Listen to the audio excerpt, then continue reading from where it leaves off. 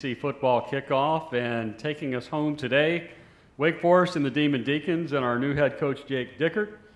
Coach Dickert will have a few minutes at the podium for opening comments, then we will open it up for Q&A on the floor. So, Coach, the podium is yours.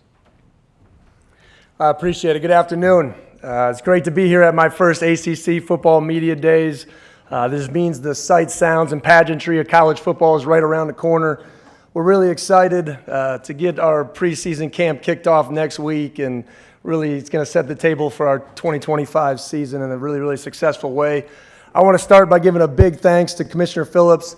Since I joined the league back in December, he's been a tremendous advocate for the ACC, our 17-member institutions, and most importantly, all of our student athletes. I think we all have a shared responsibility to protect the future of this game, and Jim's obviously got a big part to play in that. I want to thank the media that are here today. While a lot of the conversations nationally are about schedules and settlements and NIL, I just really appreciate keeping the spotlight and the main focus on the players. These are the guys that have the stories, the growth, and the journey that I think makes college football really special, and I thank you for that. I want to thank our president, Susan Wente, and our director of athletics, John Curry, for their belief in me and the future of the Deacon football program. I want to publicly congratulate President Wente on her appointment to the chair of the ACC Board of Directors, a tremendous honor and a testament to her credibility and leadership. Today I'm honored to stand in front of you to represent Wake Forest University, our world-class student athletes, our faculty, our staff, our alumni, and everyone that supports the old gold and black. We are the winningest football program in the state of North Carolina this century. We're the only one in the last 40 years to win an ACC championship. We have 19 players that are going to start their NFL journey this fall. Just excited to build on the success that's been laid before us. To me, college football is the greatest sport on the planet. This game has given me so much. 17 years ago, I was a Division III graduate assistant. I've had an opportunity to work my way up every level of college football, and my journey has been really special and unique. And for that, in this game, I'm very thankful. Officially, it's been 217 days since I've been hired in late December. And from the very first moment, we hit the ground running. We built a tremendous staff. We brought in 43 new players, 8 from the high school ranks and 35 from the transfer portal. Our transfer portal guys bring in 17,000 plus career snaps of experience to our football team. Quickly, we created a vision. We established a standard, and we laid a foundation for what Wake Forest football is going to be like now and into the future. Our players have done a tremendous job of buying into that standard and working hand in hand daily to build the culture of this football team. Since January, we have lived by a process we call Built in the Dark. Built in the Dark is a belief that true greatness is forged in the unseen moments. The dark is a place where no one's watching. There's no crowd. There's no cameras, there's just commitment. The dark is a scary place for most because it's unfamiliar and it's uncomfortable. But at Wake Forest, we embrace those moments. It doesn't scare us, it strengthens us. We want players that love doing hard things, guys that want to embrace the daily grind and the process and love to grow through life's challenges and adversities. Most players get bogged down by the light, the recruiting rankings, the stars, the money. The light is blinding and will lead you off the path. These players and this team thrive in the dark because they know the best version of themselves, and our team is built there. These players have embraced the challenge since day one, and I have 4 of these guys with me today. Damon Claiborne is a senior running back from King William High School in Virginia. He's one of the first players to say, "I believe in this new era of Wake Forest football." Damon is one of the most explosive players in the country. He's a returning All-American and a Doak Walker Award candidate at running back, and he will be earning his degree in December in communications. Nick Anderson is a senior safety from Centerville High School in Virginia. Nick's the great American story. He's a former walk-on. He turned himself into an All-ACC defensive back, and he's been a team captain last season. Nick has over 250 career tackles and 8 interceptions, but what defines Nick is his passion for the details of the game. Since day one, he's been a tremendous leader and change agent for our program. Next is Devin Kalani. Devin is a senior offensive lineman from Lake Stevens High School in the state of Washington. Devin and I have been on this journey for a long time together. I'm proud of him. He was a starting offensive lineman and a team captain during our time together at Washington State. There's not a greater person that has a better passion for this game than Devin. And it's been great to watch him just take hold of a leadership position as we build the new Wake Forest program. Devon Patterson is also with us today. He's a redshirt sophomore defensive back from Edward White High School in Florida. One of the most talented and athletic defensive backs that I've had an opportunity to work with, and he's locked in and ready for a great, tremendous football season. These guys are the four cornerstones of our football team. They have set the standard. They've demanded the best out of themselves and each other. Our team is fueled at competition at every position. I look forward to seeing that competition come to life this fall. We're excited about having 7 home games this season at a Legacy Federal Credit Union Stadium. And we can't wait to see Deacon Nation out at the August 29th football game.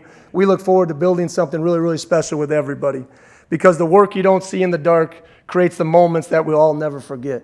That's the staple of this football program, and with that, I'll open it up to any questions. Coach, thank you. For those in the room and for those who are watching from home, we are happy to have with us in the room students from the Wake Forest Sports Marketing Immersion Program, 30-plus students from all over the country, high school students, and we have 2 of them that have decided that they would like to ask the head coach his first 2 questions. So we will go to the second row, Coach, just to your right. Don't be nervous. You got this. Thank you. Hi, my name is Carmen Turner. I'm a part of the Wake Forest Summer Sports Business Immersion Program, and my question is for you. How will you bring what you learned from the West Coast and transfer it here to the East Coast? Well, I think the biggest thing is, if you really study our history at Washington State, we've been through some of the most adversity in the whole country that any football program has probably ever had to deal with. And the message is adversity is part of life. We've thrived in it. So to be shaped and molded as a young head football coach in that type of environment and create success, I thought was pretty special. And we developed a plan. Built in the Dark is a process. I believe it's a process that can work on the West Coast, East Coast, South, but we're here for a reason. Wake Forest is a special place. A lot of people want to talk about obstacles and why we can't do things. I think there's a tremendous opportunity right here in North Carolina to do something really, really special. And I think those are the lessons that we're going to bring here. It's a really fertile recruiting ground. We have one of the best educational institutions in the whole country. And I think it's a great fit for me and our family, and we're really excited to be here. Your second question also, right there in the second row. Hi, I'm William Mormouth with the Wake Forest Summer Immersion Program. Coach Dickert, how do you plan to sustain Wake Forest football culture with the constant turnover that the portal provides? I think you have to have stability. I think you got to be willing to change and adapt with, the coming landscape and where we're going and what we're doing. And it takes guys just like this, guys like Damon that put a stake in the ground and say, I want to be here at Wake Forest. Not just for the football, but what the value it creates for me and my life and my future. Damon is not just defined by his game and his athleticism. It's the man he is and the man that he wants to be in his future, and I think that's always going to be our edge. We got to know who we are better than most teams in the country. You're not going to come to Wake Forest for the flash. You're going to come here to do something really special in your education. You're going to come here to be built into a great football player, but most importantly, a great man, and I think that's the foundation that we stand on at Wake Forest. Coach, right side still, third row. Justin Jones, CarolinaGridiron.com. Built in the Dark is a powerful statement for the new era. What kind of tangible changes have you already seen in player buy-in and performance as a result? It's funny, I take myself back often to the first team meeting. It was a really nervous atmosphere. Everyone was sitting there not knowing what to expect. The belief is different. You can feel it. You can feel it not just through our coaching staff. You can feel it through the players. You feel the energy of the building the moment you walk in the door. That's not something that's a poster on the wall. Built in the Dark is really about a process. Our purpose has to be greater than your purpose every Saturday. You got to know why you wake up in today's world. And I think we got a bunch of guys that are really driven to do something together. A connected team is a dangerous team. So how do you take 43 new players, 50-plus holdovers from the last staff, and build a team that can create success? You got to connect these guys in unique and different ways, and our guys have really embraced that. And I'm proud of them for it, and it will matter. But the season comes with tremendous highs and unfortunate lows, and you got to be able to handle that adversity. And I think that's what built in the dark really means. You embrace those challenges because you know that you're going to be strengthened by it. Coach, follow the center aisle up and then to the right. Connor O'Neill, Deacons Illustrated. Jake over here, waving Straight hands. ahead, Coach, by the camera. Pat. Thank you. Thank you. Got you. Wake Forest has had a unique offense over the last decade or so. Power spread is going to be new. What does that look like? How does it define, or how would you define it without giving away any state secrets? There won't be any state secrets. It starts with power. It's built at the line of scrimmage. I believe physicality travels. We are a national league. You better be able to walk into Texas, to the West Coast, anywhere up and down the East Coast, and be the more tougher football team. It starts with physicality. The best part, we got a guy like Damon Claiborne who, if he can handle 40 carries a game, I think I'm up for that. But it's going to be about being more physical than your opponent and being very multiple at the quarterback position. Wake Forest Demon Deacons haven't had a quarterback that's going to be a runner in quite some time. So we're excited about the multiplicity of that position and how we have to do it as a team and as a unit. But when you can be physical and you can run the ball, it really opens up a lot of play action passes over the top and creates explosive plays. Coach, left side, third row, hard towards the wall. Hey, Jake, Tony Syracuse, Last Word on Sports. With all the changes in college football, roster limits being one of them, there's a lot to be said about walk-ons, and certainly Nick represents that. What can you say about the potential loss of walk-ons on a roster, given what someone like Nick has been able to accomplish in his career? I think it's tough. I even go back to my Division III playing experience. I tell these guys all the time, I got to experience something a lot of players don't, and just playing for the love of the game. Nick Anderson bet on himself. He bet on the belief in what he could do and what he can accomplish. And, to lose some of those stories, I think is, one of the tougher part of our game. But we all have to navigate with that. And opportunity is everything. I'm standing in front of you today because I've taken advantage of some amazing opportunities in my life. Like I said, I've been in this game for 17 years. I've moved 11 different times. I'm blessed to be here at Wake Forest, but opportunity is big, and unfortunately, we've lost a lot of those opportunities in college football. Coach, to your right, second row. Hi, Coach. Tom Shanahan from All Sports Discussion. I write a lot about college football integration in the 60s, including a story about Bill Tate passing away last month. The story got almost zero attention nationally. I was wondering how much you've learned about how important that was, not only at Wake Forest, but nationally, what Bill Tate did, and with his first black players, Bob Grant and Butch Henry, if you could comment on that. I think the biggest thing, Wake Forest has always been trailblazers in that area. And I think it's really, really important, to know and to understand the history of the place that you've been. So to see Wake Forest, really be a trailblazer in that area, I think is very special. One of the biggest things that, drew me to Wake Forest is the stability of the coaches over a long period of time. So to say that and to know that Wake Forest has been on the cutting edge. I believe we had the first black assistant coach in the ACC. So we've always been there. We've always been progressive, and we've always been able to adapt and change. Coach, thank you for your time. You can switch places with Nick. Nick Anderson will be with us for the next 5 minutes or so. And Nick, your first question will come first row, right in front of you to the left. Nick, Dan Tortora, wakeupcalldt.com. Just looking back on your history of being a walk-on, and then I believe you led the ACC last year with 122 tackles. From walk-on to scholarship to leading the entire conference, just your story and betting on yourself and your faith in yourself. Yeah, I think it comes down to consistent hard work. That's something that, my family instilled in me when I was a young kid, and I'll take that for the rest of my life. And I've been very, very blessed to have so many great coaches. I can't be standing here today without all of them, without all the people in my life, and so truly grateful for those that have helped me get to where I am now. Nick, right side, third row. Kenton Gibbs with Locked On ACC. Nick, you've had, we know about the 122 tackle season, but also your redshirt freshman year, you had 4 interceptions in that season, which is not exactly common at Wake Forest. and even beyond that, the stitches in the ear, stitches on the chin, and all these bloody moments for you, and keeping the number 45, you're a true throwback player. What do you attribute that to, and how have you kind of maintained, like, hey, I'm this same guy that's going to go out there, bleed about it, die about it, because that's who I am? Yeah, I think, going back to my family, just in my roots, come from a hardworking background, and then having a lot of pride in not only the name on the back of the jersey, but especially the name on the front of the jersey.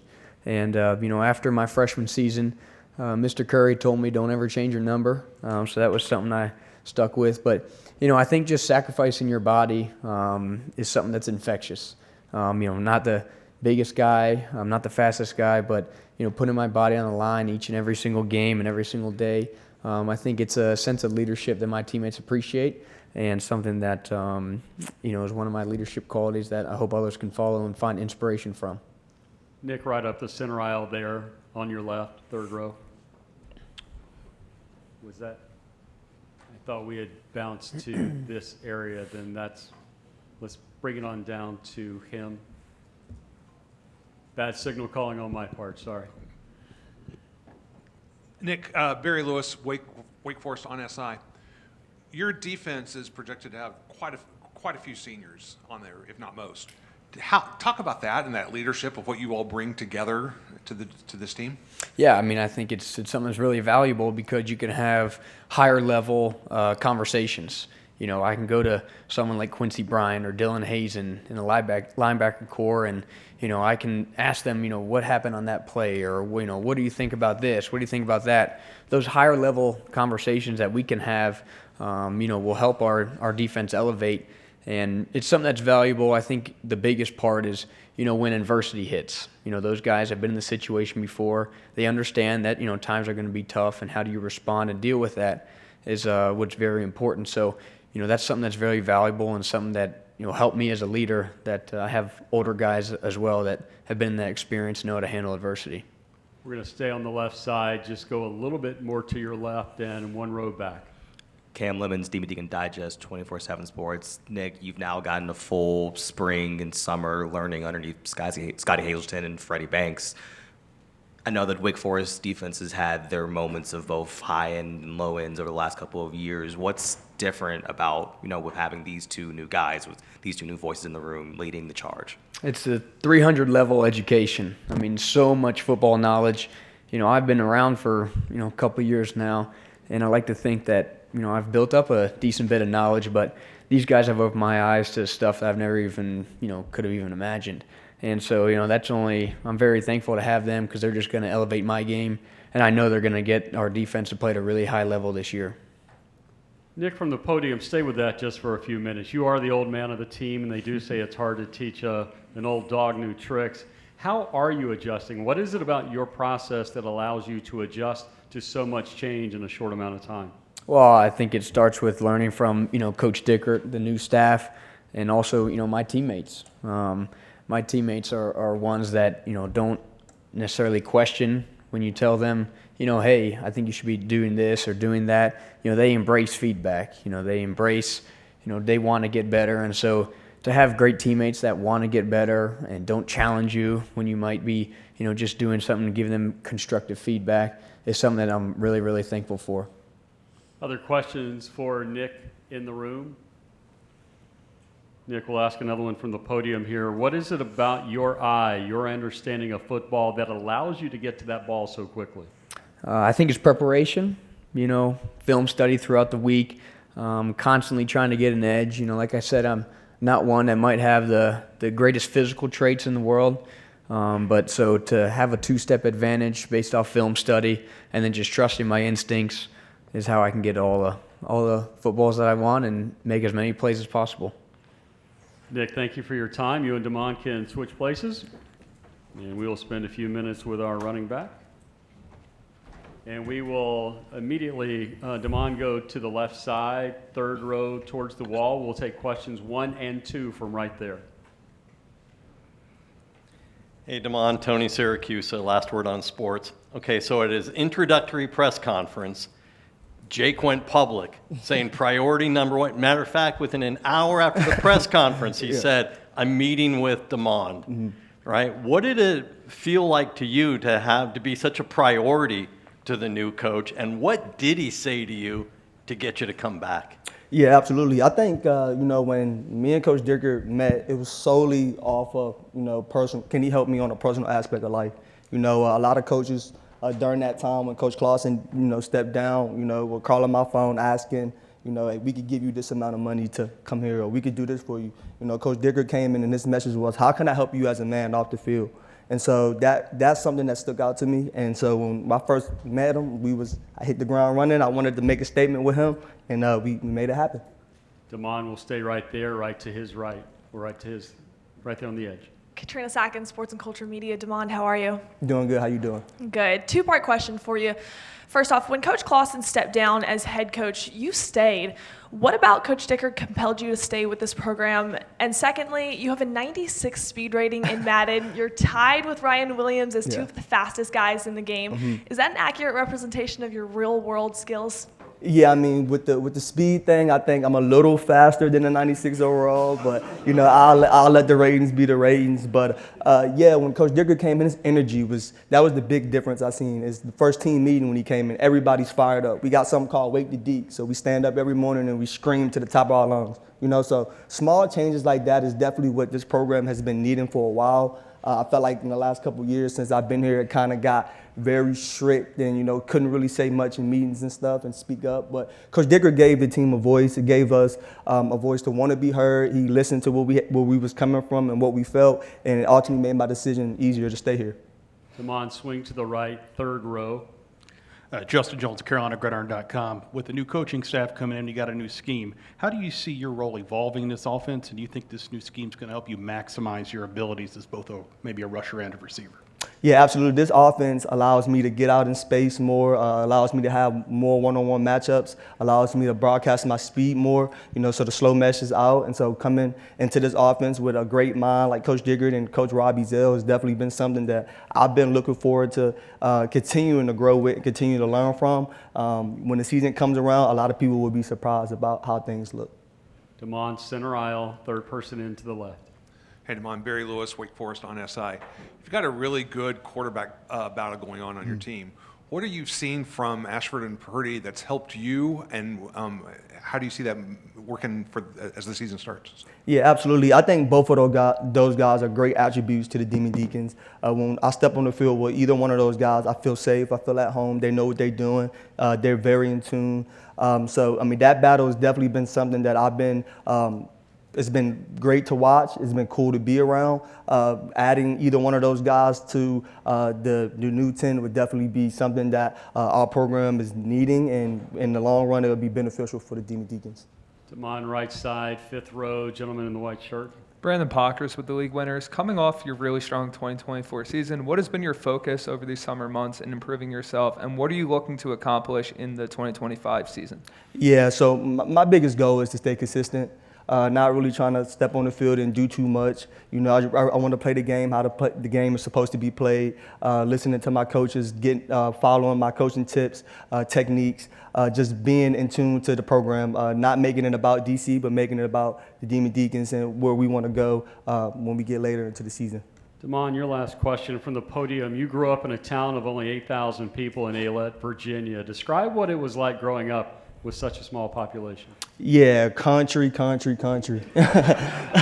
Really country. We had cows at my schools, chickens at my schools, turkeys at my schools, and so, growing up in that environment definitely was cool, but those country folks that teach you how to work and go get it. So that's definitely something that's embedded in me, and I'm ready to continue to roll with what I was taught coming from the country.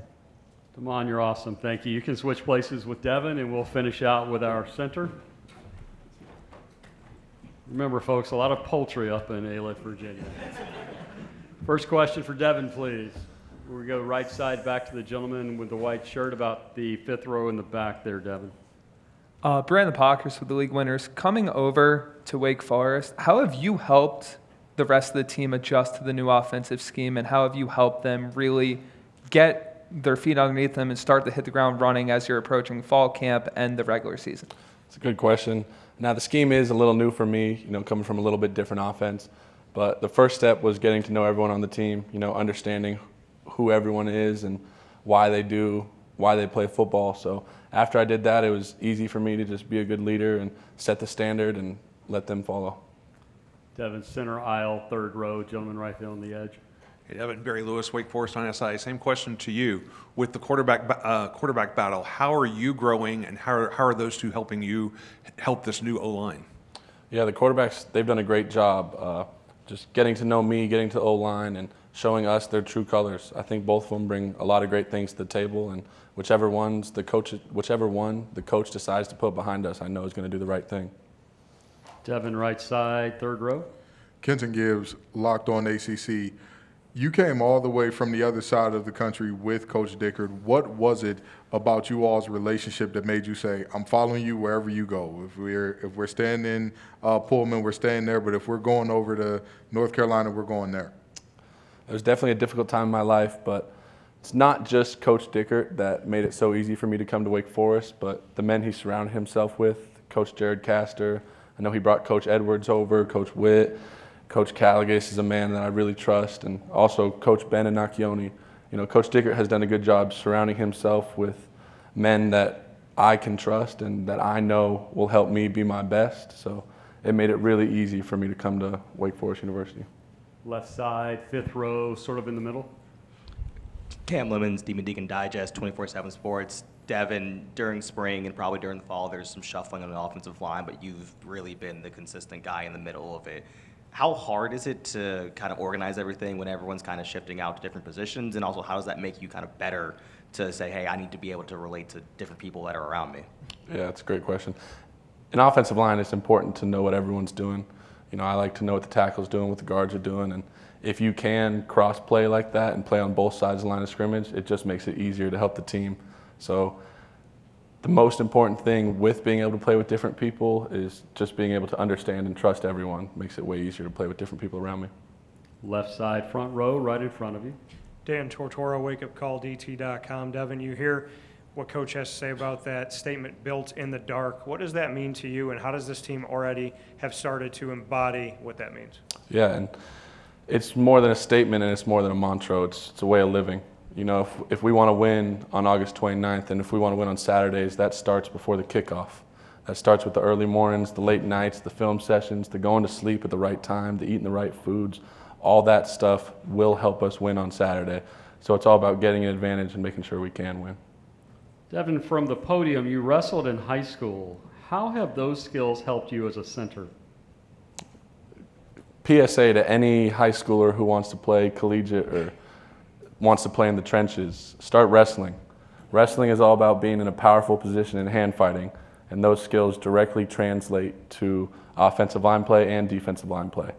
And wrestling is some of the toughest training I've ever had to do in my life. Physical, one-on-one combat that you have to win. And when you look at the bigger picture of football, it's a whole bunch of one-on-one matchups happening at the same time. So I thank my wrestling coaches, and I thank the wrestling team I was a part of for that. What weight class did you wrestle? They call it heavyweight, but 285 was the cap. Well, we will leave it on that. Ladies and gentlemen, Wake Forest, good luck this season. Go Deeks. Folks, that'll finish us out for day number 2 of our 2025 ACC football kickoff. We will resume in this room tomorrow morning at 10 a.m. with Boston College